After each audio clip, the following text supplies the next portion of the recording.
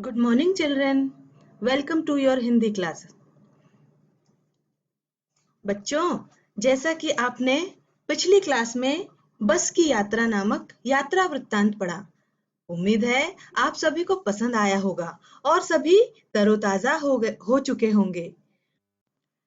पिछली कक्षा में बस की यात्रा नामक पाठ के लेखक का परिचय, लेखक के उद्देश्य एवं पाठ की व्याख्या मैं आप लोगों को बता चुकी हूँ और आशा है आप समझ भी चुके होंगे।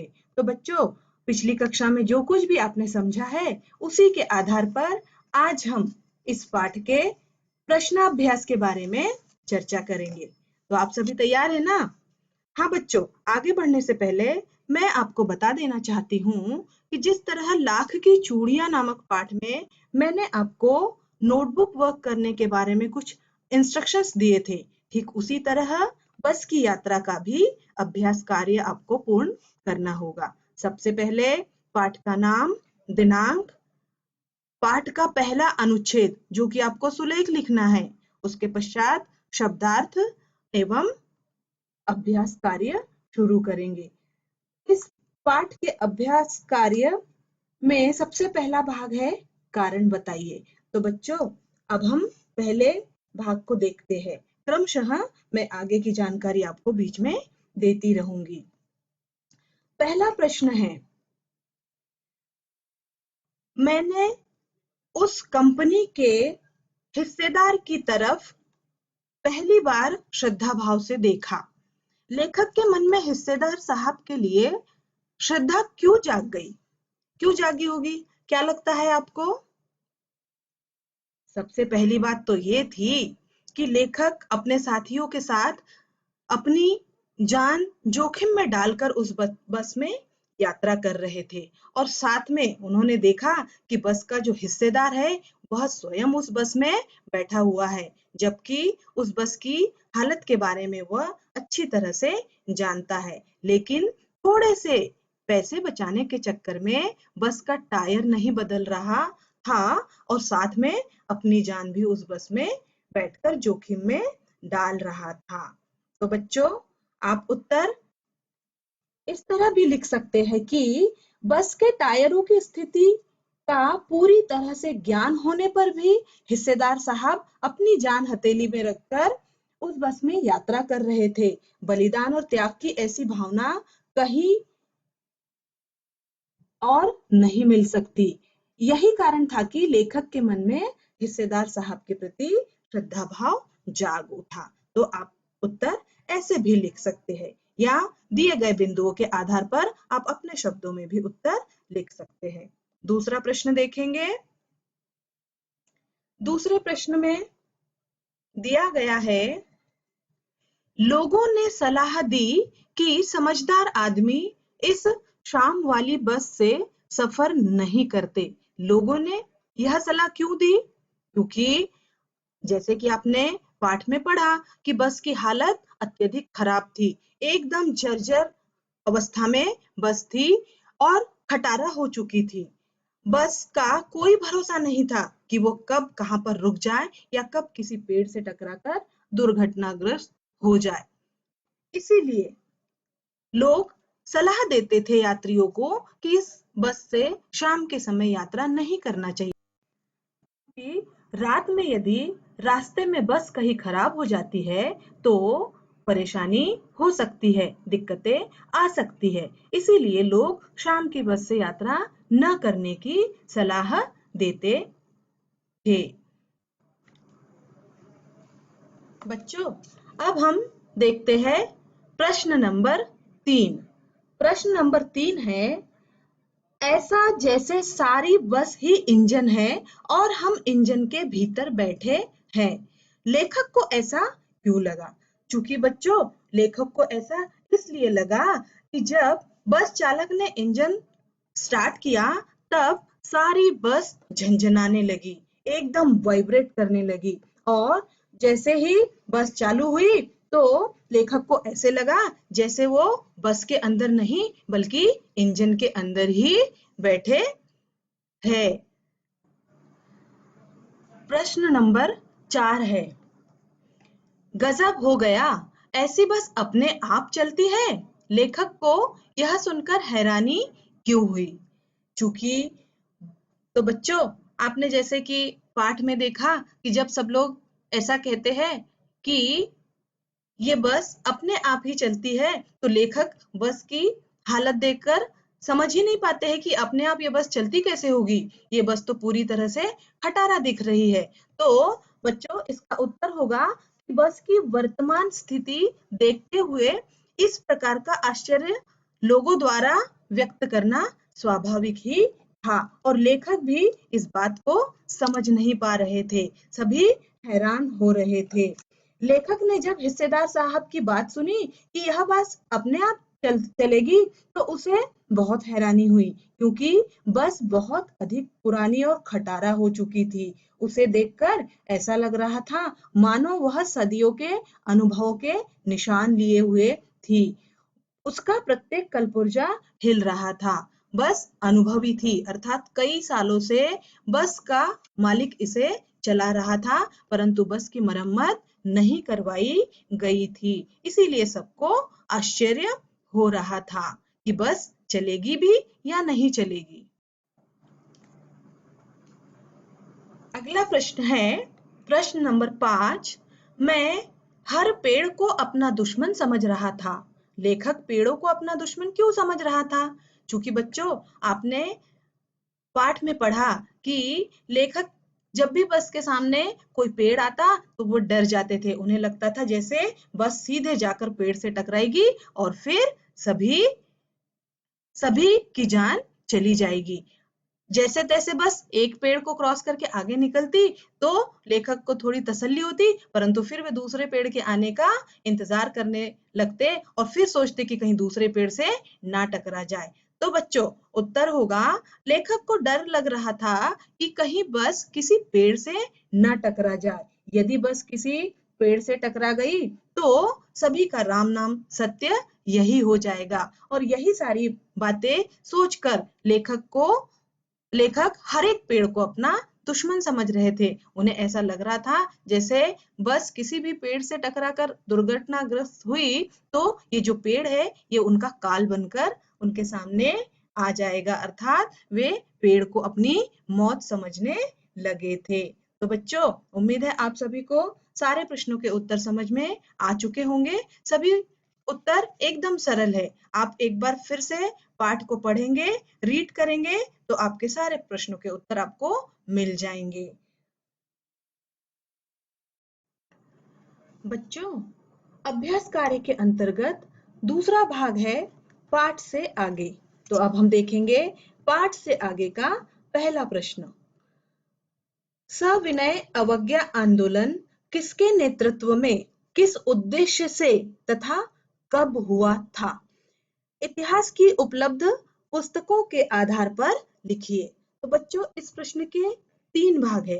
पहला भाग है सविनय अवज्ञा आंदोलन किसके नेतृत्व में हुआ था? तो इसका उत्तर है सविनय अवज्ञा आंदोलन महात्मा गांधी के नेतृत्व में हुआ था। दूसरा है कब हुआ था? तो सविनय अवज्ञा आंदोलन सन 1930 में हुआ था। और इसके उद्देश्य क्या थे? इसके उद्देश्य थे अंग्रेजी सरकार से असहयोग करने तथा पूर्ण स्वतंत्रता स्वाधीनता प्राप्त करने के लिए यह आंदोलन किया गया था। तो बच्चों, यह प्रश्न 3 भागों में बटा हुआ है, क्योंकि आपने इस प्रश्न के बारे में इतिहास में भी पढ़ा होगा, और यदि न भी पढ़ा हो सकता है कि आपको कहीं आगे इसका वर्णन मिलेगा, या फिर आप कभी अपने हिस्ट्री टीचर से इसके बारे में चर्चा कर सकते हैं। चूंकि बच्चों, मैं यहाँ थोड़ा सा आप लोगों को जानकारी देना चाहूंगी। हमारे देश पर जब अंग्रेजों का राज था, तब अंग्रेजों के अत्याचार अत्यधिक बढ़ चुके थे। अंग्रेज भारतीयों के साथ बहुत बुरा सलूक किया करते थे और अत्याचारों से परेशान होकर भारतीय जनता ने विद्रोह कर दिया था। इस विद्रोह में सबसे पहले असहयोग आंदोलन छिड़ चुका था, इसके अंतर्गत अंग्रेज सरकार को सहयोग न करने हेतु भारतीयों ने यह आंदोलन किया था। यह आंदोलन भी महात्मा गांधी के नेतृत्व में ही किया गया था। उसके पश्चात कुछ नए नए नियम और कानून लागू किए गए थे अंग्रेजों द्वारा, जिसमें जो भारतीयों के हित में नहीं थे। तब पुनः महात्मा गांधी ने अंग्रेजों के खिलाफ सविनय अवज्ञा आंदोलन सन 1930 में छेड़ा था। तो बच्चों, आप कुछ जानकारी प्राप्त कर सकते हैं और अपनी जानकारी के आधार पर इस प्रश्न का उत्तर लिख सकते हैं। ठीक है, आगे बढ़ते हैं। अगला प्रश्न है, सविनय अवज्ञा का उपयोग व्यंग्यकार ने किस रूप में किया है, लिखिए। चूंकि सविनय अवज्ञा आंदोलन जो हुआ, तो उसका उपयोग इस पाठ में लेखक ने किस रूप में किया है, इस विषय पर लिखना है। उत्तर है, सविनय अवज्ञा आंदोलन 1930 में सरकारी आदेशों का पालन न करने के लिए गांधी जी के नेतृत्व में किया गया था। चूंकि इस आंदोलन के अंतर्गत जिस तरह भारतीयों ने अंग्रेजों से सविनय अपनी मांगे पूरी करने हेतु आवेदन किया था, कुछ ऐसे ही इस बस को ऐसा देखकर ऐसा लग रहा था जैसे यह बस भी सविनय पूर्वक अपने मालिक व यात्रियों से उसे स्वतंत्र करने का अनुरोध कर रही हो, अर्थात उसे अब न चलाने के लिए वह अनुरोध कर रही हो। बच्चों, लेखक बस पर व्यंग कसते हुए कहते हैं कि हमें लगा यह बस गांधी जी के सविनय अवज्ञा आंदोलन एवं असहयोग आंदोलन के समय अवश्य ही जवान रही होगी, अर्थात उस समय शायद यह बस एकदम नई रही होगी, पूरी तरह प्रशिक्षण मिल चुका था और अब उसे सालों से चलते वह पूरी तरह से ट्रेन हो चुकी थी। बस का प्रत्येक हिस्सा एक दूसरे के साथ असहयोग कर रहा था और चूंकि इतना अधिक वह चल चुकी थी और उसकी मरम्मत न होने के कारण बस के सारे कलपुर्जे ढीले हो चुके थे और एक दूसरे से असहयोग कर रहे थे। इसे देखकर ही लेखक ने कहा कि ऐसा लगता है जैसे सारी की सारी बस जो है वह सविनय अवज्ञा आंदोलन कर रही हो, उसका अपने अन्य कलपुर्जों के साथ कोई तालमेल नहीं बैठ रहा था और वह विनती कर रही थी कि अब उसे चलाना बंद कर दिया जाए। तो बच्चों, उम्मीद है आपको उत्तर समझ में आ चुका होगा।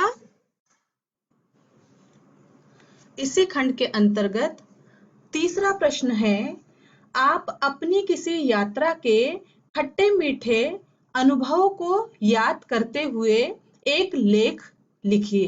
तो बच्चों, इस प्रश्न का उत्तर पूर्णतः आपके अनुभव के आधार पर होगा एवं आपको स्वयं लिखना होगा। हाँ, मैं आपको एक सुविधा देती हूँ कि आप इस प्रश्न के उत्तर में अनुच्छेद लिखेंगे और विषय होगा यात्रा के खट्टे मीठे अनुभवों का वर्णन। और आप सभी ने कई सारी यात्राएं की होगी, कभी कहीं घूमने गए होंगे, कभी ननिहाल गए हो या कभी किसी की शादी विवाह के अवसर पर कहीं यात्रा की हो या यूं ही कहीं भी आप गए हो, चाहे वो बस से गए हो, चाहे ट्रेन से या अन्य किसी साधन से आपने यात्रा की हो, तो अपने किसी एक यात्रा का रोचक वर्णन आपको इस अनुच्छेद के अंतर्गत करना है।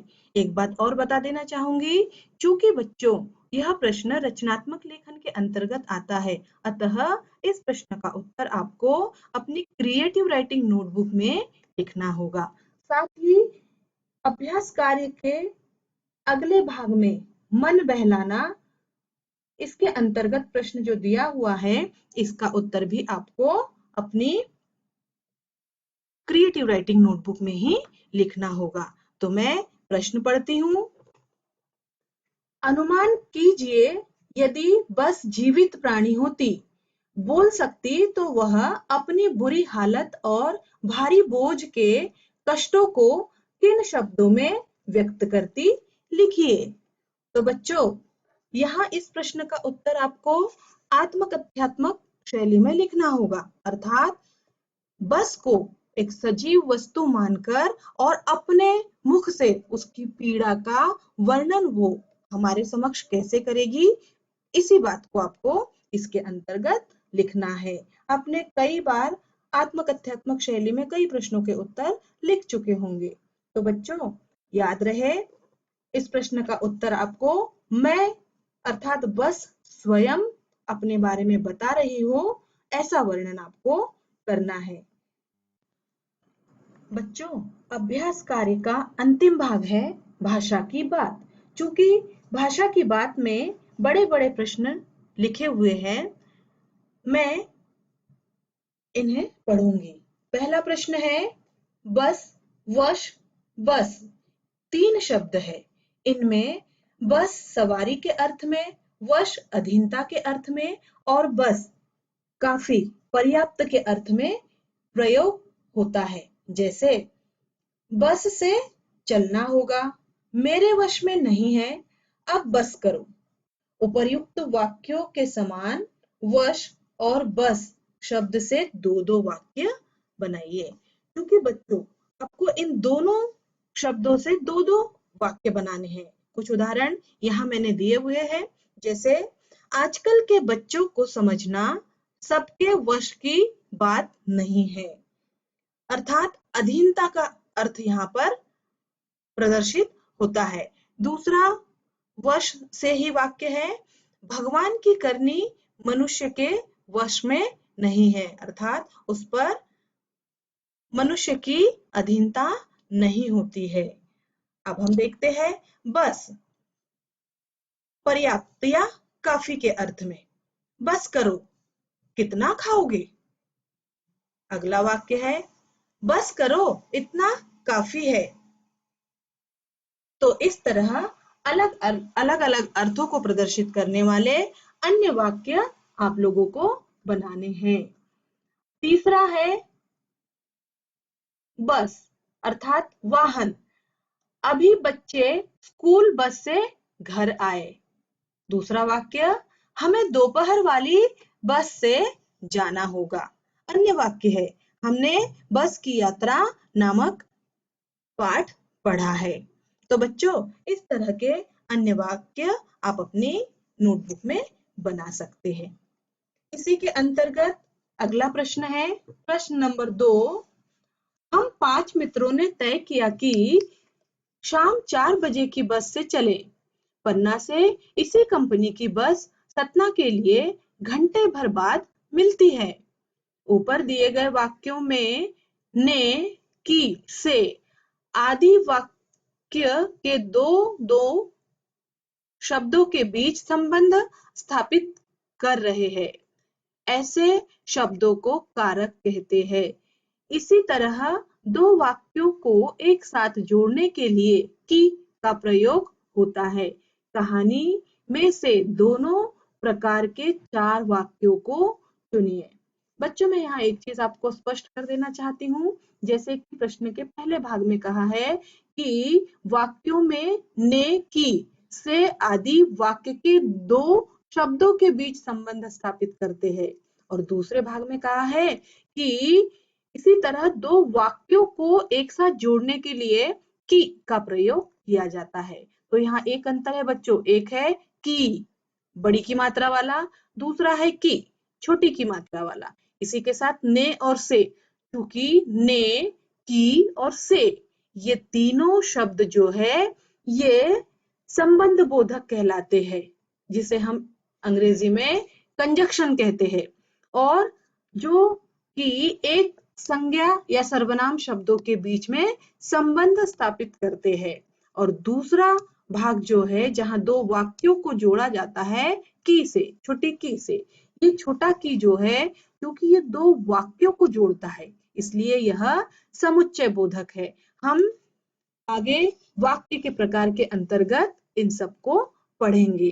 तो यहाँ पर हमें अभी अपने पाठ के अंतर्गत प्रयुक्त हुए संबंध बोधक एवं समुच्चय बोधकों से संबंधित वाक्यों को अपनी नोटबुक में लिखना है।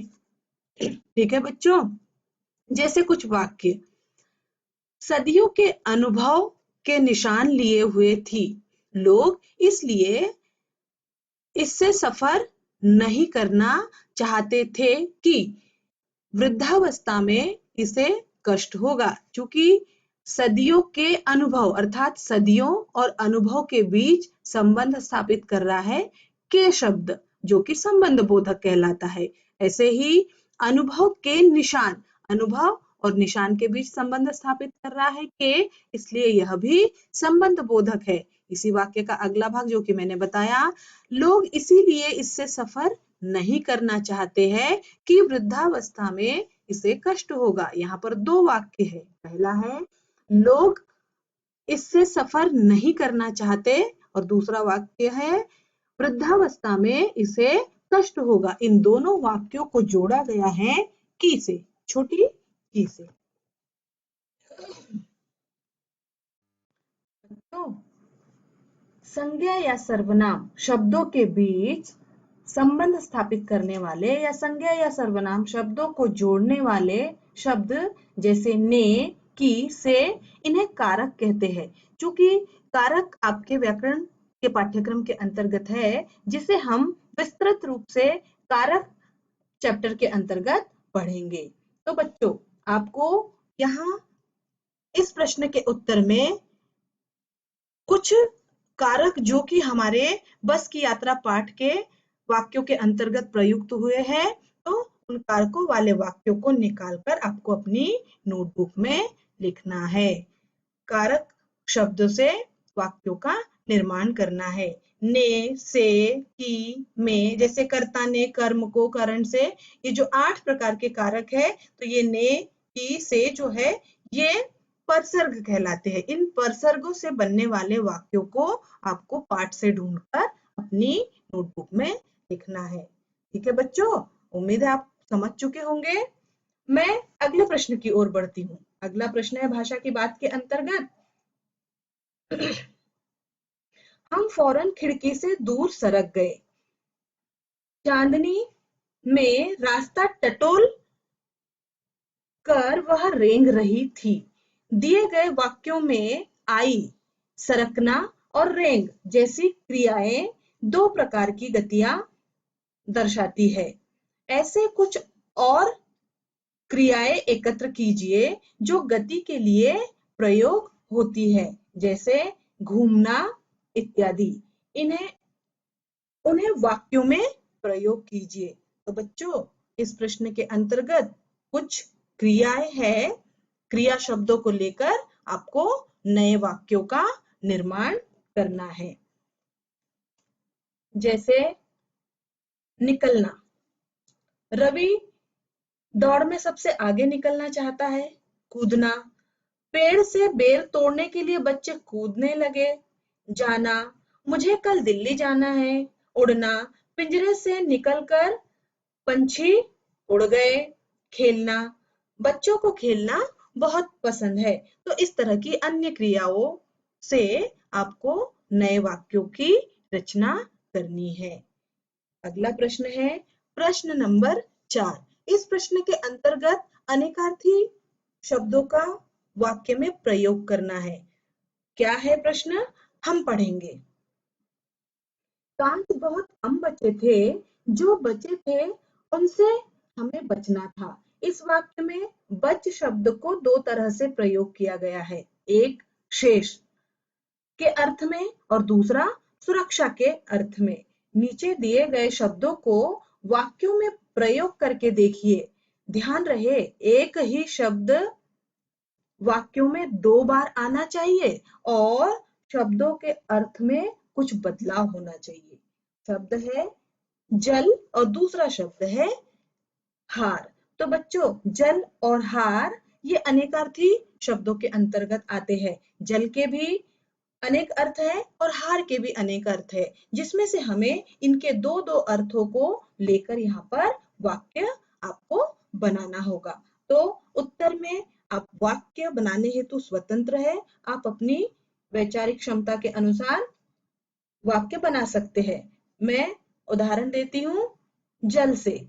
जैसे जब घर जलने लगा तो लोगों ने आग बुझाने के लिए उस पर जल फेंकना शुरू कर दिया। एक ही वाक्य में दो बार जल शब्द का प्रयोग हुआ है और दोनों बार जल का अर्थ अलग है। एक है जल, जलने वाला, और दूसरा जल है पानी।